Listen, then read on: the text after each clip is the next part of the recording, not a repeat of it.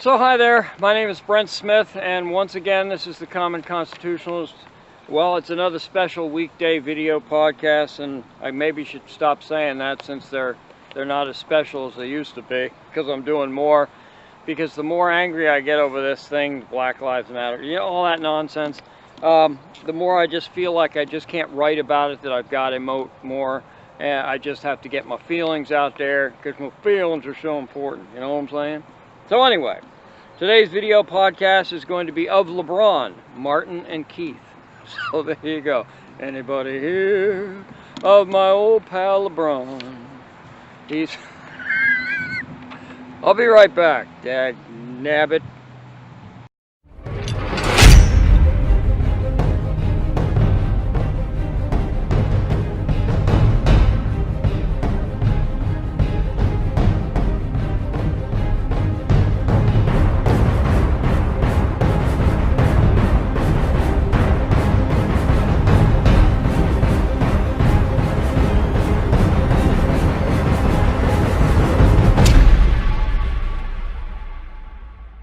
Okay, so first up, LeBron James. He's the greatest basketball player ever. No, sorry, Michael Jordan's the greatest basketball player ever. LeBron's just whatever. He's a good he's a great basketball player, and he's, in my humble opinion, he's a douche as a human. But anyway, so LeBron tweeted. And this is regarding the guy that got pushed down in Minneapolis. I think it was Minneapolis, right? He got pushed and cracked his head on the skull, I guess. Quote, this is a tweet from LeBron. And I heard they put out a statement that he supposedly tripped and fell. Unquote. James tweeted Friday. And then, quote, man, what? Don't make no damn sense, people.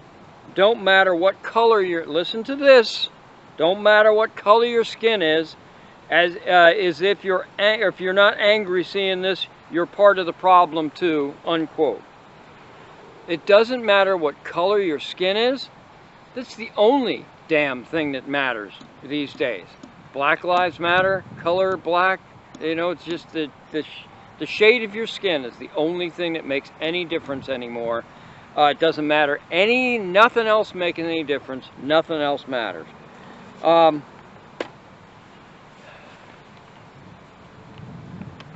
It's like the whole Martin Gugino thing. You know, that's the old guy that got pushed down, right? The kindly old gentleman that was just found himself in the wrong place at the wrong time, don't you know, right? Except that was the complete and utter total bullcrap that he was just a kindly gentleman trying to speak peacefully to the officers. Gugino is a longtime radical leftist hack. He's an activist who protests everything from climate change to Gitmo and everything in between. And he's also a member of Jesse Jackson's Operation Push.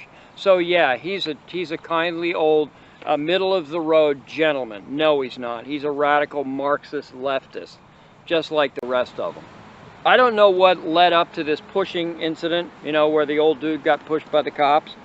And you know what? What else? Neither do you. What really led up to this? Okay, this guy didn't just happen upon this. He knew exactly what he was doing. He knew exactly where to go and who to taunt, as it were, or whatever. The only thing that I do know is that by some sort of miracle, this whole thing, or the incident that they wanted you to see, the portion that they wanted you to see, just happens to be on film. It just happened to be caught by a camera, a phone, whatever. None of the, you know, it doesn't appear to be the lead up or the aftermath way after, where there have been reports where he's stable and in the hospital. Where they took him to the hospital. There are also reports that prior to going to the hospital, he was sitting at the EMT van joking around with the EMT techs. So I don't know what to believe. All I know is this guy is a radical leftist Marxist hack. So I don't believe anything he has to say. I don't believe LeBron James, because LeBron James just uses race for basically everything. I'm sure he's a fine individual. I'm sure he's a fine father and whatnot. But as far as his political views are, screw it, all right? So should this have happened? No, of course not. It shouldn't ever have happened.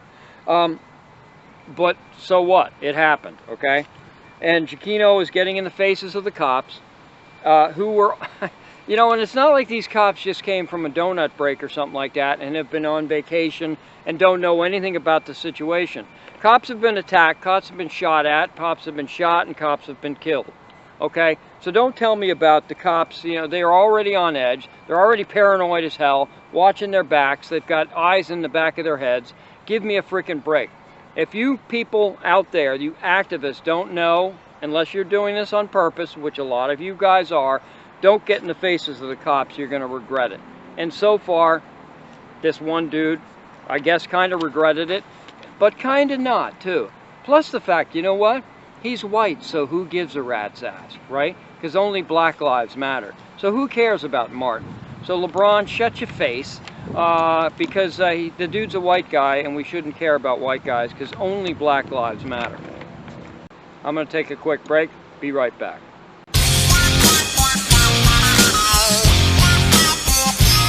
You're watching the Common Constitutionalist video podcast. Yeah, baby!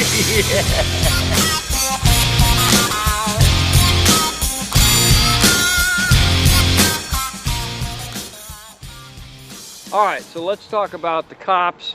Let's talk about the protesters. Let's talk about the guilty whites, the GWTs, or GWLs, the guilty white liberals that are genuflecting at the altar of Black Lives Matter.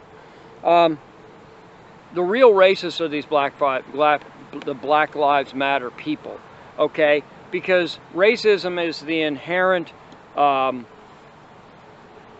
superiority of a race, or believing in the inherent superiority of a single race, or the inherent inferiority of a single race. Either can be considered racism. So Black Lives Matter people are the actual real racists here. And all those people who are cowed into genuflecting, like I said, bowing, taking a knee, you know, we're not worthy type of thing. What a load of crap this is turning out to be. Are you freaking kidding me? It's like one guy, I can't remember who that was, didn't take a knee. I think he might have even been a police officer or something like that. Didn't take a knee during one of these mass dumbass demonstrations. And he said, basically, I only kneel for one man, Jesus Christ. I only kneel for, and that's the same, I feel the same way. I said it about a week ago to somebody, that I only kneel to one thing, a supreme being. I only kneel to God. Everyone else is just a man, okay? This movement is such bull crap. I would never kneel, not in a million freaking years, because it's just silliness, and it's just virtue signaling, and it doesn't do anyone any good. By me or any white person kneeling in front of you, how is that going to help your cause? Whatever the hell the cause happens to be. How's that going to help? Okay? It's going to make you feel better for 37 seconds? Is that what it is? I don't know. Okay, so anyway, now, as if kneeling wasn't bad enough, you get whites kneeling in front of these people, washing the feet of the black protesters. Is this Moses? Okay? You know, when he was discovered out of the desert under the fig-laden palm, in the movie, the Ten Commandments, and Moses goes over and he rescues the damsels, the shepherd girls, and they wash his feet at the well. Is that what's happening here? Are these people Moses? Are they Christ? You've got to be effing kidding me. You people are either afraid for your lives or so racked with guilt that you can't think straight. And frankly, those types of people, I hate to say, deserve what they get. They deserve what they're going to end up getting. Because no amount of genuflecting, no amount of kowtowing to these people is going to make a single bit of difference if this whole thing lights up. Okay? Now, defunding the police. Are you kidding me? I mean, so let's think about this just for a second. Okay, forget the whole purge thing, okay, for a minute. But look who's talking about defunding the police. It's celebrities, it's politicians, it's the powerful and the rich and whatnot. Now, what they could do, in my opinion, is lead by example. Okay, these people need to lead by example, and what they need to do is fire their entire security staff, give it up, and go out on their own. Okay, leave your house on your own. No more photo ops with security. No more any of this stuff. Just no security. Okay, no paid security. If we don't get the security we pay through our taxes, you shouldn't get security that you pay for privately. Okay? No more. If your house gets broken in, celebrity, model somebody, actress or actor somebody, politician, whoever, okay, if they break down your gated community and they rob you, no police is going to come, and you don't get your security either. That sounds fair to me, doesn't it? Okay? Everybody's all into fairness and equality and everything. Seems fair to me, don't it? Okay, now on to Keith Ellison. Okay, we've done LeBron. We did Martin Gugino, or whatever the crap his name is. In my opinion, the phony protester that, I don't know what happened. Like I said, I don't know what happened, but this guy, to me, is automatically suspect. Okay? I think he's a freaking dirtbag. He's not just a kindly old gentleman. Nobody could be involved in Jesse Jackson's Operation Push and not be a dirtball, in my opinion. Okay? So, he's the deputy chairman of the DNC, as we know, and he's also, at least I think he still is, he's also the state of Minnesota Attorney General. Okay? He's also a total radical, and don't be fooled by anything he says. He is a George Soros-funded radical, okay? That's what this guy is. And frankly, most, if not all, of the people on the left that are involved in this George Floyd thing that has ballooned into this national movement are Marxist radical leftists, okay?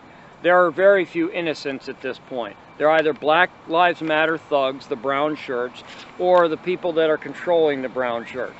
That's what it is, okay? So the Black Lives Matter isn't an independent organization. They're getting their marching orders from somebody, and I guarantee it's a Soros shell organization. I guarantee it. And like I said, Keith Ellison is bought and paid for by the Soros people, and he's also in pretty tight with the Muslim Brotherhood. A couple of really genuinely good organizations. Yay for Keith. What a jerk. Okay, so anyway. Alright, so Keith Ellison also, he has a son. Son of a gun. I don't know what his name is. Frankly, I don't give a rat's. You know what. And it just so happens the son is at least as much of a Marxist as his father is. What a shocker. And he also just happens to be on the Minneapolis City Council. Okay, so he's a Minneapolis City Councilman. His father's the Attorney General of Minnesota. It's a miracle. I mean, it's just coincidence beyond compare, I think. Shouldn't I am? What a small world, right? So when I first started thinking about this, and here we go with the tinfoil hat stuff, right? Oh no, not a conspiracy, not another conspiracy by the common constitutionalists. Okay, but the more I think about it, the less tinfoily it actually is. So Ellison's a Minnesota Attorney General, as I said, and he's recently upping the charge. The original charge on Chauvin, Officer Chauvin, the guy that killed George Floyd, was, I think it was aggravated manslaughter. Okay, and that would have been relatively easy. Get in, get convicted, go to prison, get out. Okay, well, or you know what I mean. So, but now I think he's going for a second-degree murder 2 charge, and every time that you up the stakes for this, the burden of proof gets more and more and more difficult. So it is much harder to convict somebody on murder 1 than it is on aggravated manslaughter. It's much more difficult to convict somebody on murder, second-degree murder, than it is aggravated manslaughter. If you know, so you know where I'm going on this, all right? So it's a much bigger task to try and get somebody on murder 2 than it is for aggravated manslaughter. Because they already got him on aggravated manslaughter, in my opinion. I don't think anything else has to be proven beyond that. So everyone's cheering this decision. Oh yeah, let's go for the harshest penalty we can go for without ever thinking about, are we actually going to get a conviction? But of course everybody is cheering this because most people are ignorant of the insurrections that's happening in America, and by mostly George Soros funded organizations, okay? So it's insanity, but most people don't dig as deep as we do, okay? Most people don't have any interest in this kind of stuff, despite the fact that it's their lives hanging in the balance here in some cases. So, but, and I'm not making this up about the Marxism and the radicals and whatnot. Remember, Soros himself, and there's, look it up, there's proof that he said this stuff, that he admitted it in an interview years and years ago, that he had a God complex, and his ultimate goal is basically to sack America, it's to destroy America, its constitution and its ideals, and replace them with whatever he envisions the country should look like, or should be. And that's a scary freaking thing, I gotta tell you what, man. And as I said, anyone who knows anything about the law, or courts, or juries, or anything, knows that, again, second degree murder is relatively difficult unless you've got all your ducks in a row. It's relatively difficult to prove relative to aggravated manslaughter or just manslaughter, okay? It's pretty tough to do. So why in the world is he doing this then? I've got a theory, son of a gun. Here's why I think he's doing this. Because Ellison is a Marxist radical too. He's a Soros guy, and as a Soros guy, he wants the abolition of the entire United States. He wants to get rid of it completely and replace it with George Soros's radical Marxist vision of America. That's what they want. That's what Ellison wants. That's what all these radicals want. They hate America as it is founded today. So, if he, this is the tinfoil hat conspiracy part, if he, Ellison, goes for second-degree murder, or worse, maybe he tries for first-degree premeditated murder, never get that in a million years in my opinion, the guy, Chauvin, and the other three dudes that were involved in this are likely to be found not guilty and to be set free. What's going to happen if that happens? The entire country is going to literally melt down in just complete and utter violence. It's going to be taken over with violence. And it will more than likely extend into the violence. It's either going to be so massive that it's going to be bang, boom, and the military is going to have to come in and shut it down or something, or their governors and mayors are going to allow it to happen to a certain extent to be able to draw it out, because what's the number one purpose of the radical left at this point, this juncture in history? Orange man bad, get rid of Orange man, make sure Trump doesn't win re-election. And the only way they can do this is to completely continue to tank the economy, correct? Yep. And to make sure that there's such unrest that other arrangements have to be made for elections, like, say, mail-in ballots nationwide. That would be a great thing, right? And, or, well, I'm not even going to go there. But at any rate, that's the chance that they've got. That's the chance that they have to take, is ultimate anarchy for a longer period of time to be able to draw this thing out so Trump loses. It's the bottom line. That's what they're looking for. And and I want to show you something. People have been talking about racism all over the place lately, right? You want to see something that's really racist? Here's something that's really racist. Okay? Not just people saying stuff. This is really racist. Hold on one second. Pull this out. Okay. This is a picture, a poster of the Star Wars The Force Awakens, okay, that movie, big box movie, right? That's the American version. See all the main characters right here?